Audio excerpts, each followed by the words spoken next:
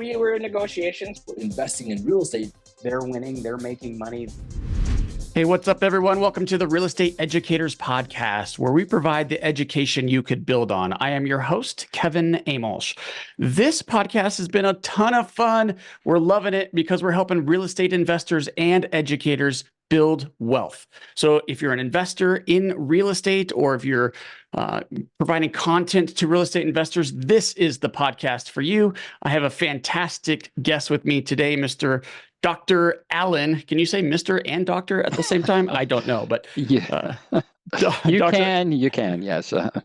It's our show, Dr. Allen. We can do whatever we want, I guess. So Dr. Allen is a seasoned investor, and he's helping empower professionals build their wealth, follow their dreams, chase their passions. And he is also, he leads Streams of Impact, which he told me, I don't know what that is, but we're going to find out. So Streams of Impact to help inspire professionals to make dynamic impact and to build their wealth. So we have a lot in common, Dr. Allen. So welcome to the show. Well, Kevin, it is a wonderful delight to be here. And I feel honored to have the privilege to be with you and your guest today. Thank you. Well, we really appreciate you jumping on for 40 minutes or whatever this is going to be to share your story and to help inspire us. And hopefully we can get to some education, help educate us. So let's hear about your story. I know you're targeting professionals, mostly it sounds like in the health industry, but you're also an investor in passive investments into commercial real estate, if I understand correctly. So take me back. Why real estate? Let's just start there. Well, let's start. Let's just start with the fact that I really truly believe that that most people in this world really want to make a significant impact while we're here on this planet. Most people don't come in here wanting to be leeches. We come into this world wanting to make a difference, and I think that is particularly true of professionals in really any one of the helping professionals, whether that's education or the healthcare fields. They want to make a positive impact. Well, I'm going to take you back to some earlier years. I was in the 7th grade, and I and my family were sitting around a black and white television, so that kind of dates me just a tad bit there. And excuse me, I meant to get this done before getting started here, but I don't want to get interrupted. Sorry about that. No worries. And so here we are sitting around this television set, and on the screen comes this special on homosexuality. You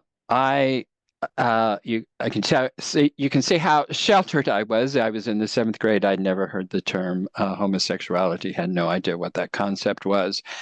But as they were interviewing these individuals, their faces were smudged out, their identities concealed, and they were interviewing these people in these grungy back alley kinds of places, and it was a rather dismal introduction to homosexuality. But as they were going through the interviews, it became clear to me that they were talking about me.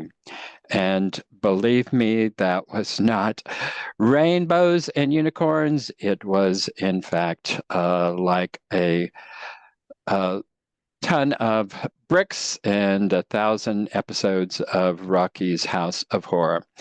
And on top of this realization, I had all throughout really my school years been suffering from dyslexia. And of course, back in those days, there was no recognition of what that was. And so I was labeled not very bright. And that was a nice way of putting it.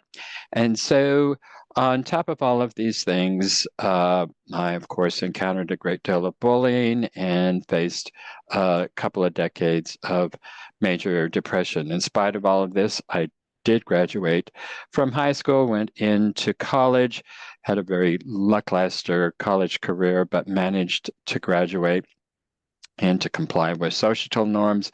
I got married, went from dead-end job to dead-end job for about a decade there. My wife, more enlightened than I was, ended our marriage, and that was the first rock bottom really for me. I went into to psychotherapy, and it was like a light switch. For the first time in my life, I started recognizing that a lot of the things that I had disowned that I thought were weaknesses were actually some of my greatest strengths. I went back to university, got my degree in counseling, acquired a counseling position at university, and completed my PhD. And since then, have really been really passionately involved as a university professor and change agent in higher education. And along the way, I started investing in real estate. And to my amazement, it was a wonderful way to develop wealth, and that was working fine and wonderful until 2008. And the crash hit, and I was not at all prepared for that. I lost my job. I lost the identity that I'd built with my job, and a very huge portion of my real estate wealth. Well, those were dark days, and I went back into counseling, and through a great deal of contemplation, I really realized that I was still that seventh grade boy filled with homophobic hatred and an inferiority complex that even a PhD didn't take away. So those realizations, I for the first time in my life, about 2 decades after first going into counseling, I actually faced my identity. I came out of a closet bigger than a Kardashian's and embraced my fabulous gayness. And for the first time, really identified my reading, writing, and spelling challenges as the dyslexia that they are, rather than intellectual inferiority. So with that, I also realized that there were a lot of things wrong with the way that I had been investing in real estate. It's a marvelous way to develop wealth, but you need to know what you are doing in the game. And there's a lot of gurus out there, and they'll tell you all kinds of misinformation and not helpful information. So I started looking into that, following people who had really true good track records in real estate investing. And I went from investing in single family and smaller units to investing in commercial real estate, primarily multifamily, and that totally and completely transformed my whole investment philosophy. And everything I had lost, I gained that back.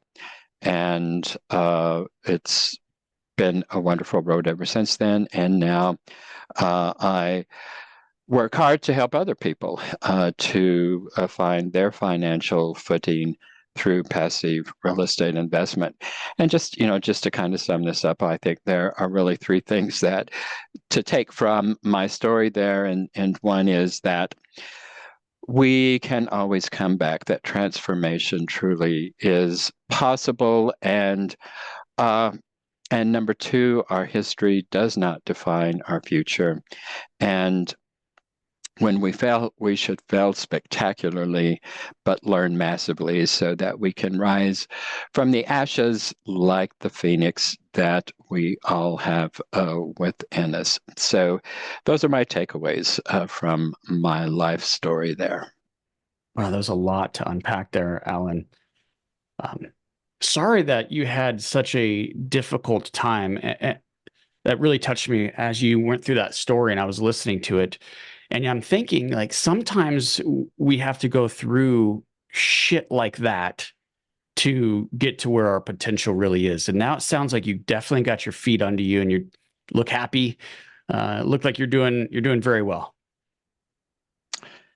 living the best part of my life. And in telling my story, I don't mean to minimize other people's stories. I mean, We all have it. Yep. everybody faces challenges of some sort or the other, and uh, and I think, like you said, those challenges shape us, and we can either be defeated by those challenges, or we can use those challenges as opportunities for growth and development. And now you're out there making a difference. And I'm sure that part of that passion you have came from the challenges that you went through. So kudos Absolutely. to you. So let's get into the story a little bit. You mentioned you moved into the commercial side of things, but I didn't catch when that was. How long ago was that? That was really about 2016. So really from 2018 or 2008 to 2015, I was just working through a whole lot of issues that I just had not worked through prior to that. So 2016, I revamped, sold some of the properties that I was able to hold on to through the 2008 crises, and put things together so that I could really begin my efforts in commercial real estate. But it wasn't really just putting the finances together in terms of making that transition. It was really finding the mentors, joining mastermind groups, and really developing a very, very well-rounded network of successful and competent professionals. And I guess that's really one of the big lessons that I learned, is that that the people that we surround ourselves with make so much difference in our lives and our success, and that trying to go it alone, like I was doing for many years there, when I was really investing in small multifamily properties. I mean, it certainly is possible. It comes with, I think, a lot of risk. It comes with a lot of work, and essentially not really a whole lot of ability to scale. Whereas when going into commercial real estate, the scalability, it's just a whole different playing field. And then it is also working with teams and with competent people makes all the difference in the world. What's the group that made the most impact? The group initially that I started with was is Multifamily Live with the Yarusis and Chad. What is Chad's last name? I don't know, his name slipped my mind. But anyway, that was the group that I started off with, and I still continue to work with. They've got their act together. They're a very competent group of individuals. Yeah, I'm in a group, the Commercial Academy, Scott Shield. I don't know if you've heard, but it's really, that's one of those that changed my life as well. It's very expensive. It was like a little over $30,000 a year to be in this room. And I got to tell you, Alan, it really has changed my life. My wife and I got married in March. It was a destination wedding down to Mexico. So we hung out in Cancun with our close family, but we decided to do a party here in Denver. I'm in Denver, and I had people from all over the country fly in to celebrate with her and I because of my relationships in real estate. Yeah. So what you're saying really, I mean, I really do relate to that. My entire outside my family, but all my close friends and colleagues, they're all real estate investors. And this is such an amazing community to be a part of. It truly is. And, there's shysters in any business, and there's certainly shysters in the real estate business. But I guess, the circle of friends we develop, we attract them because they probably have like-kind values and interests and visions that we have. And I just don't have really anything to do with the shysters in the business. The people that surround me are ethical, moral, upright individuals who, like, I said when I started out, people want to make a positive difference in the world, and the people I surround myself with are using their real estate resources to do exactly the positive things that they can. Yeah, love it. So I don't want to get too much into the economy right now, but I will say that we're finding it very difficult to find rental properties in the single family home business. I know you're not in that business currently, but it sounds like you were, maybe at least with the small multis. What would you tell a newer investor that's trying to get started in real estate? Do they skip the residential process and go right to commercial? What's some advice for someone who's struggling right now, just finding their first single family rental property? Well, if I knew 25 years ago what I know today, I would skip the single family and go straight into multifamily. I mean, you can learn a lot by doing the single family on your own, and I learned tons and tons and tons by doing that. But unless you want to make it a full-time job, it's just not the way to go into real estate investment, because it takes time and it just doesn't have the same scalability that going into commercial real estate has. But you had mentioned that it's difficult to find viable properties in today's market. That you can wait around for the market to shift, because it's going to, it always does. Or you can get out there and you can find those properties. They're out there no matter what the market is doing. There are viable properties out there, and yeah, it's harder to find them now. That's not just in single family. Multifamily properties that deliver the kinds of returns that we want are challenging to find in this environment. So it's across the board, and things are going to shift. The markets are always constantly going to shift. But the other reason I've gone into multifamily is because I have a lot of things going on in my life, and I don't want to devote my whole entire life to working in procurement and acquisitions. And I don't. I work in capital raising, and I have total and complete control over my time, while those who really have a knack and a talent for procurement and acquisition are out there doing that job, but they are working hard. The teams I work with are probably going through 300 different offerings a month to find perhaps one that they can put an LOI on that is viable. So it's challenging these days. This episode is brought to you by Pine Financial Group. Pine Financial is a private lender specializing in short-term rehab lending to real estate investors. Got a property that needs some love? We can help.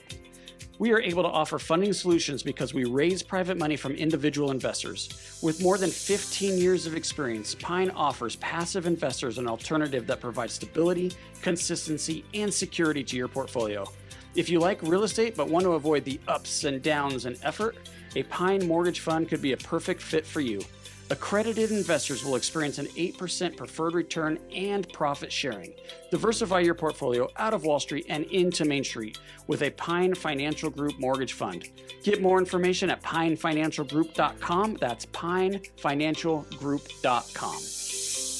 Yeah, what are you seeing? Are seller expectations coming down at all in the multifamily space? I don't do a ton in that asset class, but I know that the cap rates, and for the listener, a cap rate would be basically the return on the investment if there was no debt.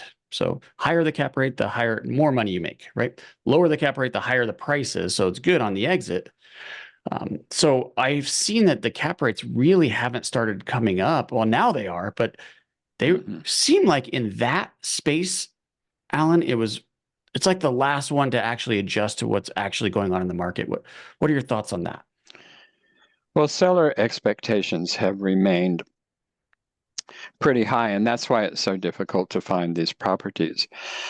The opportunities are arising from the fact that we're starting to see more and more distressed sales, because people who were investing in 2020 to 2022 were going into these various different bridge loan opportunities, and those bridge loans are coming due, and where they went into the bridge loan at 3 to 4% interest, they're going to find that they're going to have to refinance at 8+% interest, and they didn't underwrite for that. And so they're in a very distressed situation. And though they would certainly like to get more for their properties, they're finding that they're having to sell in order to get out from behind a rock and a hard place. So that's where the opportunities are coming now. But in terms of those investors who can weather this,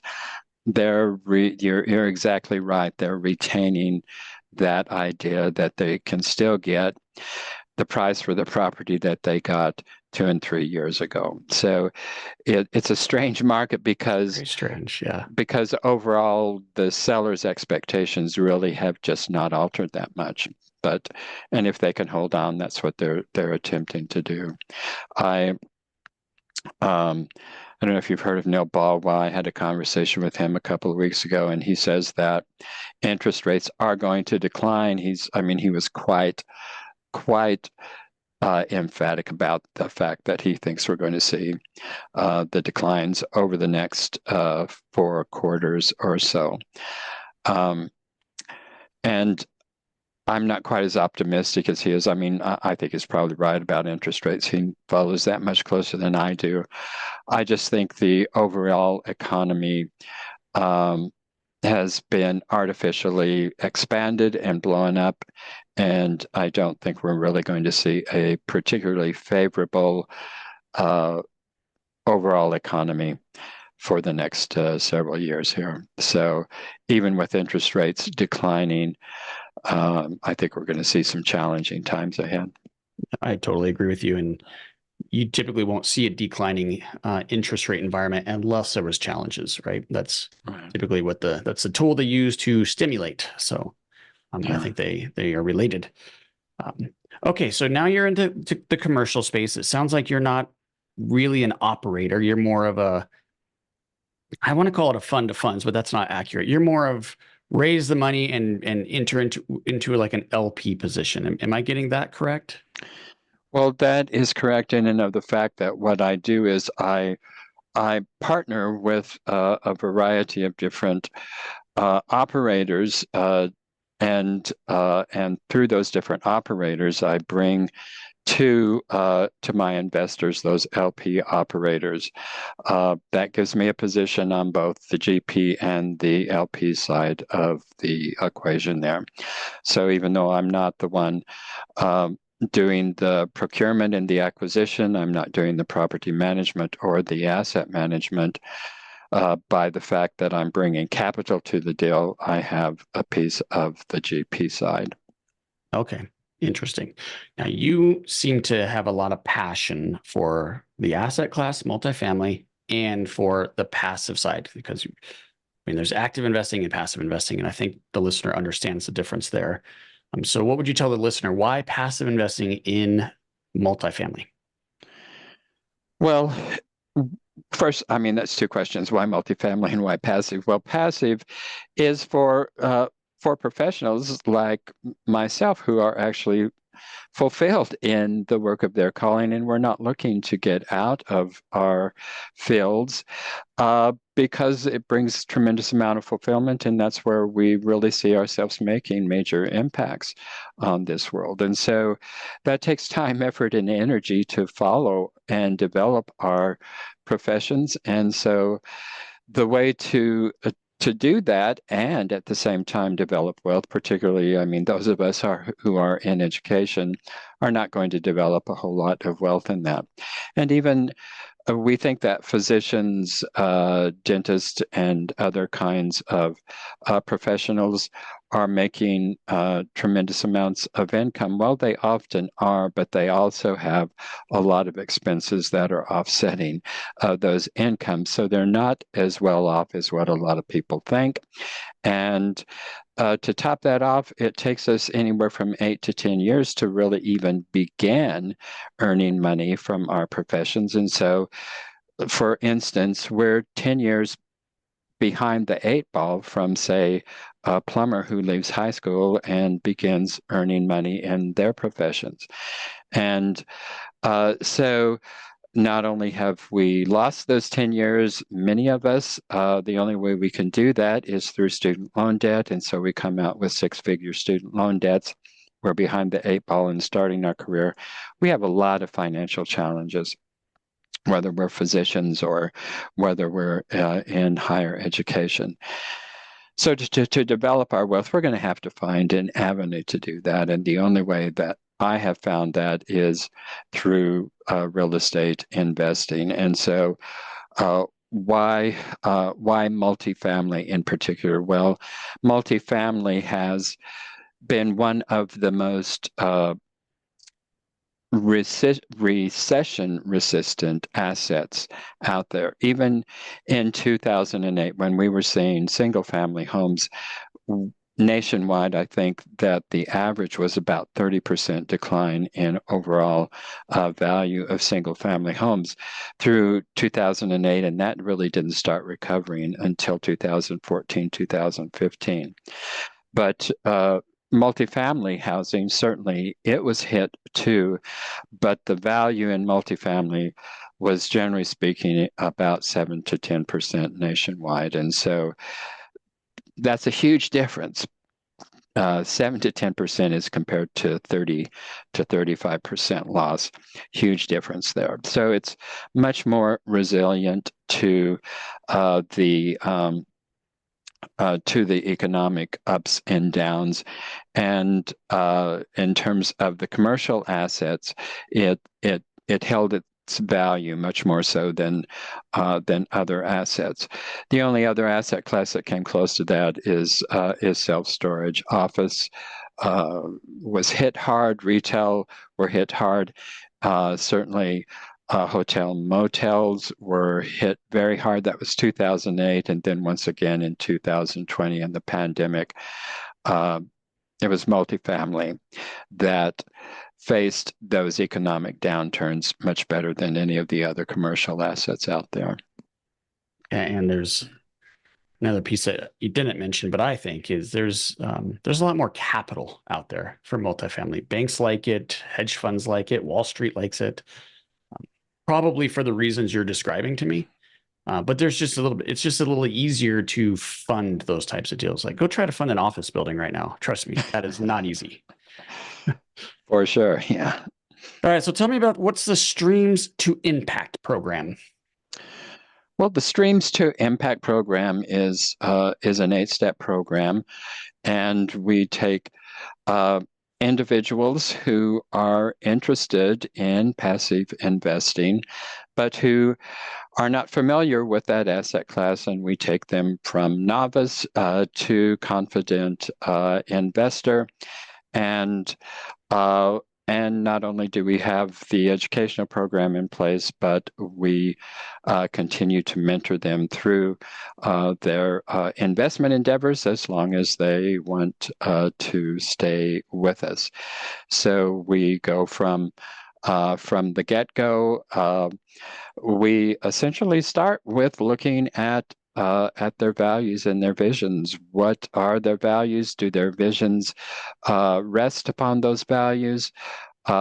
What is it that they really want to do in life? What impact do they want to make? And how do we align their investment endeavors with the very core aspects of who they are as individuals? And then we go into looking at really the benefits of commercial real estate. And we're going to talk about why commercial real estate is the ideal investment, which is the the income it generates, depreciation that gives us the tax benefits, the equity and the equity growth, appreciation, and leverage. Those 5 elements, we'll go into depth what each one of those are and how each one of those 5 elements makes real estate investing the ideal investment. But I don't know of any other investment that brings all 5 of those together in one investment. So we'll go into that. We're going to go into what the whole procurement process looks like and how it needs to be done, including the sourcing the deals, to the due diligence, to the what is an offering memorandum, and what is a letter of intent, and how do you go from there to negotiate the deals that make sense. We'll look at what that whole underwriting process is and actually do underwriting so that they understand the underwriting process.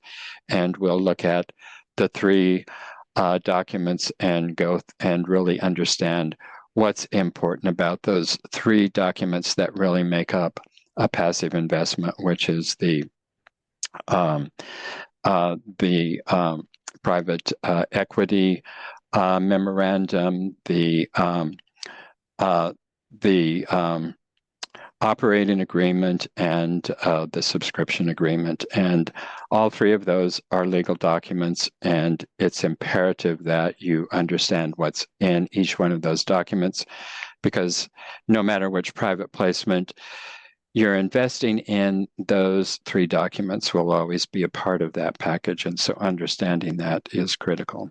And then we'll take them through their first investments and help them analyze those first investments and decide whether or not it's appropriate for them at that time. And we'll end up with really helping them to develop even more fully what is their primary mission and vision in this life. And I assume, do you call them students then, Alan? Are these students of yours if they're in the program? You could call them that. I generally call them clients. Clients. I end up calling them colleagues. Yeah, probably friends at some point. I'm sure Yes, a handful. Right. So the clients that are in the program, is this where you're pulling from to invest in your projects with you? I assume that you're getting some leads out of this. Absolutely, yes. And I mean, they can go through the program without ever investing with us, but yes, certainly, most of them make their first investments with us. Right, because they're going through the program, so they're seeing that you know what you're doing, and then you're building the know, like, and trust. So we all know that you know, like, trust someone. That's when you're going to do business with them. So it seems like the perfect model to attract investors and to end up working together. Is there a fee? How does someone get involved in this? Well, the way to get involved with it is to schedule what I call a passive income to infinite impact consultation.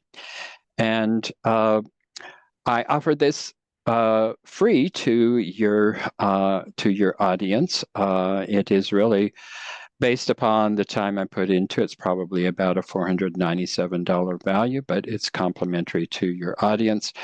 It is a consultation that it takes anywhere from an hour to 90 minutes, in which we will take an in-depth look at their values and their vision, and we'll look at what are the challenges to attaining that vision and pinpoint those primary challenges.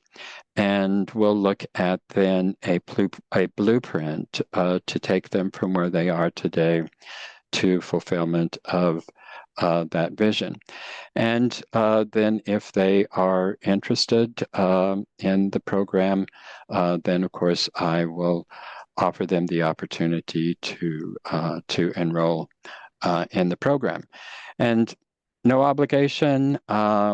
If if they're interested, well and good. If not, then we've had an hour and a half together. We know one another, and maybe they'll refer somebody else who could like it, or maybe they'll come back to us at a later date. But whatever the case, we'll leave as friends. And at the very least, they've had an hour to an hour and a half to really take an in-depth look at really aligning their values with their vision and looking at some of the challenges that are standing in their way. That's an amazing offer, Alan. Up to an hour and a half, totally free, no obligation. So if they do this, even if they choose not to work with you, I mean, they're going to get a ton of value out of that. You clearly know what you're doing. You were investing prior to the crash, which there's not a lot of those anymore. So you've sort of seen it all, not all, but you've sort of seen it. Okay, I want to ask a couple additional questions here. You mentioned early on in this interview about gurus out there giving maybe misinformation. And I agree with that, by the way. But what I'm hoping you could do for me here is give me some examples, or at least maybe one example of what you've seen or heard, the misinformation going out there, so we could try to set it straight. Well, the primary thing that really was problematic for me in 2008 is this concept. I mean, leverage is an extraordinarily important part of developing wealth through real estate. But there are so many gurus out there, and this was the problem in 2008. I was over leveraged. Their leverage is good, but when you are over leveraged, you're just in no position to ride those economic downturns. And that is just one of the major things that I see so many gurus out there encouraging people to leverage to the max. And it's fine. That's good and fine as long as we're in a rising tide, so to speak. It works good. But when you hit 2008, which was an instantaneous, I mean, there were signs out there, but I wasn't looking for those. And it was all of a sudden that economy turned in a different direction. And because of the over leverage, I just couldn't ride that particular storm. So that is one thing that I see. Another thing I think that I see is just encouraging people to essentially jump on the first bandwagon that comes along without really doing the proper due diligence that really needs to be done before investing in any opportunity. I don't know that there are people who really have no morals and what have you, and there are people that are out there intentionally putting out information, but so many gurus out there declare themselves to gurus who just haven't been through the mill, and they just don't know, and they're just not aware that they're putting out misinformation. One of the things I love about what you're doing, Alan, is that I wouldn't necessarily call you a guru, but you're definitely educating investors. The difference is you're actually doing deals also. A lot of the gurus out there, I mean, I'm using that term, that was your term, but a lot of the educators out there, they're not actually doing deals, right? Their income is coming from fees they're charging their clients. And you have these big ticket like mentorship programs. And I got to tell you, we do a lot of education with Pine Financial, and it's all free with the exception of one where we charge just to cover our costs. And we might do a 2-hour class, and I'll get people pretty much every time come out and say, I learned more in your 2 hours than I learned in a weekend at this seminar. Mm-hmm. So it is interesting. If you're not actually out there doing it, you might not be keeping up with the times and strategies, although they're all legitimate, probably sometimes they're more effective depending on the market you're in. Mm-hmm. And I think you alluded to that early on when you said you could find deals in every market. I 100% agree with that. It is difficult to find deals right now if you're looking at the wrong spot, or the wrong strategy. It's pretty easy to find deals if you know what you're doing and you're getting the right education. Yeah. Okay, so with that said, we do need to wrap up. I want to summarize what I got out of this interview with you. But before that, is there any last words of wisdom or pearls of information that you would like to share with us? Pearls of information. Well, I guess it's just that old saying. Some people look at life as it is and ask why. I look at life as it could be and ask why not. And so always grow from our pasts, but don't let our past define us, and look to the future that we can create. Right, writing it down. I ask why not. That's a very, very powerful question. We all know that the questions we ask ourselves really shape everything, our attitude, the decisions we're going to make, and where we're going, right? So I really like that question there. All right, let me summarize. You tell me how I do here, and if there's anything I missed, and then I'd love to hear how we get a hold of you, especially the streams of impact. So how we would get registered for that phone call.